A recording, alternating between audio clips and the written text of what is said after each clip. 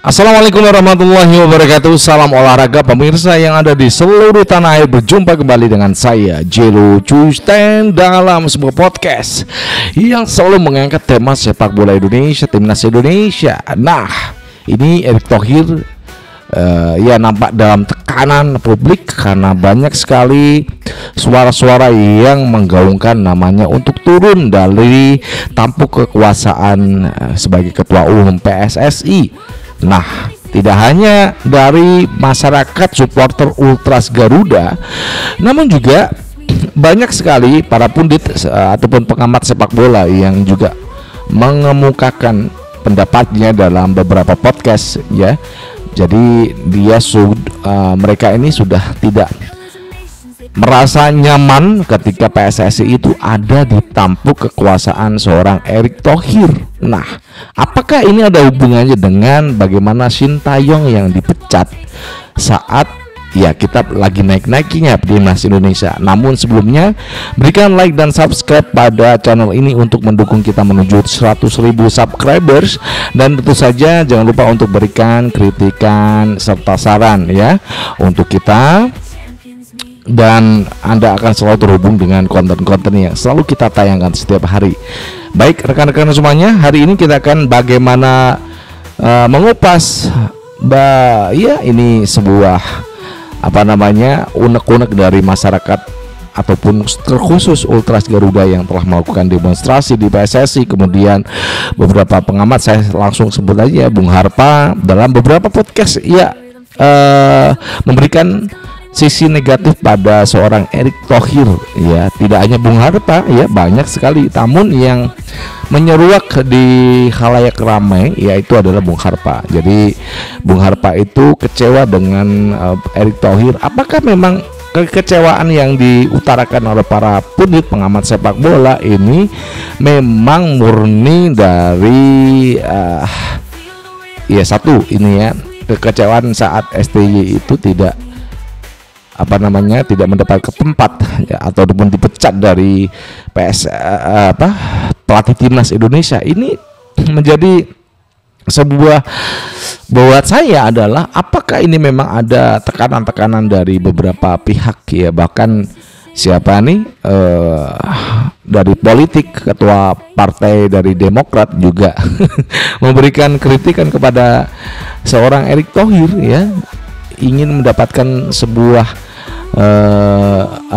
nama dari PSSI timnas Indonesia untuk 2029. Nah, ini secara garis politik. Namun kita ini bicara tentang olahraga. Olahraga ini memang kalau yang diutarakan oleh ketua Demokrat ya, saya juga nggak kenal siapa namanya. Dia mengangkat tuh gini, Cristiano Ronaldo. Semua orang tahu, everybody itu tahu sih Cristiano Ronaldo. Tapi kalau ditanya Presiden Portugal, saya aja nggak tahu juga gitu ya. Memang apa yang diutarakan benar juga gitu loh ya. Kemudian Messi, semua orang tahu Lionel Messi karena memang sisi dari prestasi yang diberikan Messi di sepak bola itu benar-benar tajam gitu ya. Namun kalau kita ditanya siapa presiden Argentina, saya sendiri juga nggak tahu gitu. Nah, oke, kita lepaskan dari sisi hal yang berbau politik karena ini memang olahraga ya. Kalau Erick Thohir tidak mau seperti yang diutarakan Bung Harpa, one man show ya, seseorang yang ingin tampil karena ingin mengambil sebuah nama ya untuk 2029 ya, tentu harus mengambil sebuah hal yang hati-hati karena ini olahraga ya. Kalau dalam perspektif Bung Harpa, saya paham apa yang dia inginkan. Jadi Erick Thohir ini mengambil kesempatan dalam sebuah dinamika sepak bola Indonesia yang begitu dielu-elukan sepak bola Indonesia, timnas senior. Jadi nampak sekali dia mengatakan Erick Thohir ini cari nama.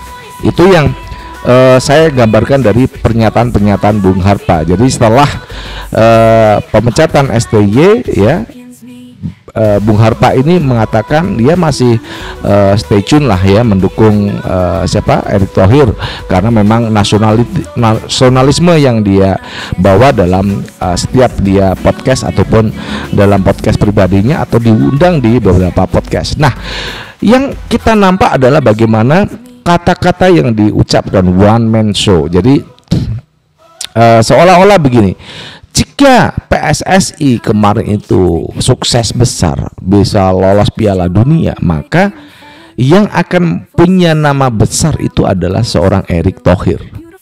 Itu catat ya, karena kita mengenal kata one man show. Jadi ketika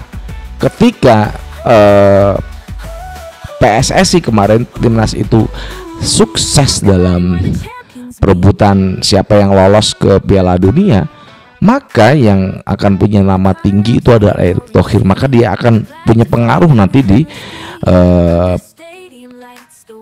putaran pemilihan presiden di 2029. Nah, karena kita udah hancur ya, maka yang akan menjadi titik kesalahan adalah bukan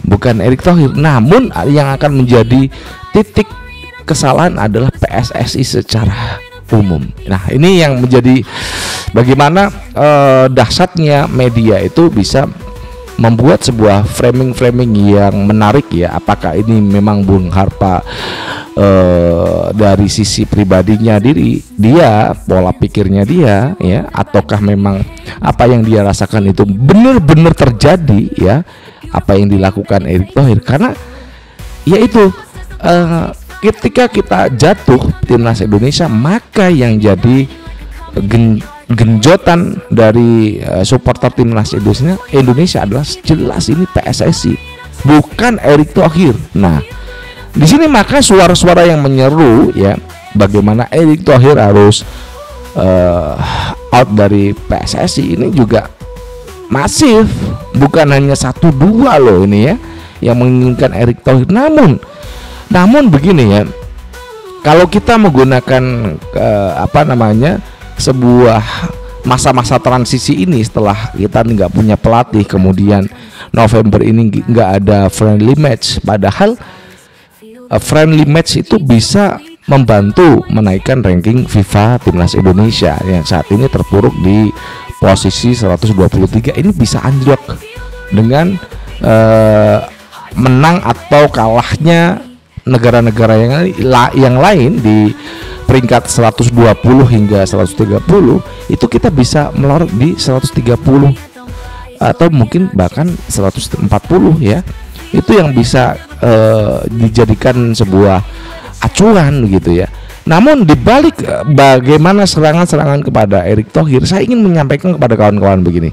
Kita ini memang dalam masa transisi, bagaimana Indonesia ini menuju sebuah timnas yang bagus ya. Kita bisa diakui di Asia dengan nanti pemilihan pelatih yang tepat ya. Kalau PSSI tidak mengambil langkah-langkah yang tepat dalam atau tergesa-gesa mengambil keputusan, ya saya ingin memutuskan pelatih A, B, C, D ya. Ini juga akan menjadi satu tendangan penalti buat PSSI kalau dia mengambil keputusan yang cepat. Jadi saya rasa yang akan diumumkan nanti pada bulan Januari ya 2026 udah pasti deh ya, seperti yang udah terjadi dengan kasus yang dimiliki oleh Patrick Kluivert. Jadi dia menggantikan Sintayong pada bulan Januari. Nah, teruntuk semuanya fans, boleh kita teruskan gencar kritikan kepada Erick Thohir ya. PSSI memang harus dikritik, kalau nggak dikritik maka mereka tidak akan punya gebrakan di mana PSSI untuk berubah ya, dari apa yang memang keinginan kita dengan keinginan federasi itu kan nggak bisa selaras ya. Apa yang dipikirkan federasi dan kita memang keinginannya orang, kita dilahirkan dengan pikiran yang beda-beda. Nah, jangan berhenti untuk mengkritik, memberikan suara-suara kepada PSSI. dan juga Erick Thohir. Ini yang bisa saya sampaikan. Saya juga mengkritik Erick Thohir, jangan Anda biarkan timnas ini jatuh dengan, apalagi ini FIFA friendly match ini kita nggak ada, digantikan tim yang berlaga di SEA Games pada di Thailand nanti. Dari Jakarta, saya Jelo Custen mengucapkan wassalamualaikum warahmatullahi wabarakatuh. Salam olahraga and ciao.